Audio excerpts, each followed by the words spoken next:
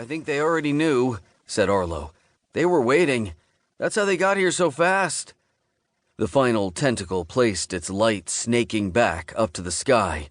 Now the lights began to move. They floated across the lake, heading for Giant's Fist.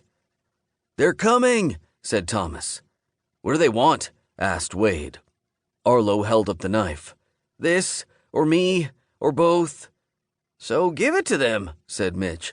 Maybe they'll go away. Wade disagreed. No, if they want it, we have to hold on to it. It's our only leverage. We can hide, said Thomas. We can go back into the cave or that place where we just were. For how long? Asked Wade. We could get stuck there. Arlo looked to the lake's edge. The lanterns and campfires of Summerland were barely visible. If we can get to shore, I might be able to find a way into the Longwoods. We'd be safe there. Well, safer. That was presuming Hadron was telling the truth about the Eldritch not being able to enter the Longwoods. How do we get to shore? Asked Mitch. The raft's gone, and it's too far to swim. Arlo didn't have an answer. All around, the lights were getting closer. Wade shoved his camera back in his day pack. Guys, we gotta make a choice. Finch, give them the knife, said Mitch. We do that, and they could still kill us, said Wade. Arlo looked at the knife in his hand. When the FBI had raided the house in Philadelphia, they were looking for more than just Arlo's father. They wanted his notes, his phone, and especially his computer so they could figure out how his new cryptography system worked. They didn't know exactly what it could do, but they knew they needed to control it. The Eldritch are afraid of this knife, Arlo realized.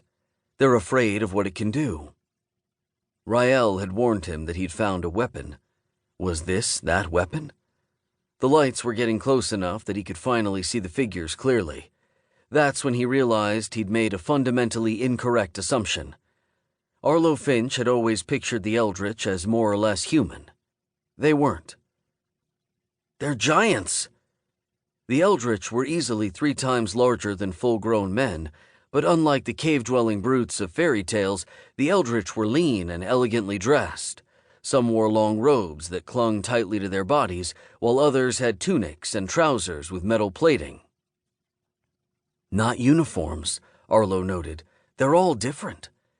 Their faces were concealed behind helmets or masks.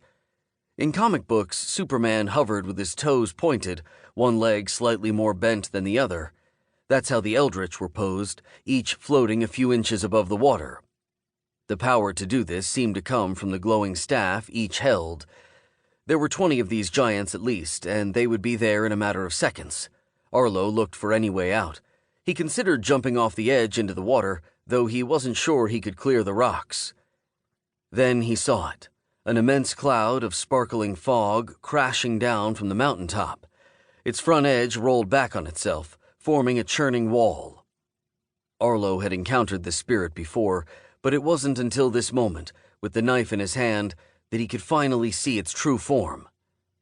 It was Big Breezy, and she was angry. The wind slammed into the Eldritch. Half of them fell into the lake, while the other half veered away, hoping to avoid her wrath. "What's happening?" asked Wade. The other boys couldn't see Breezy. They only saw the Eldritch getting tossed around. Something was happening down in the lake as well. The water was rippling in strange ways. Arlo could see shapes rising beneath the surface. More spirits.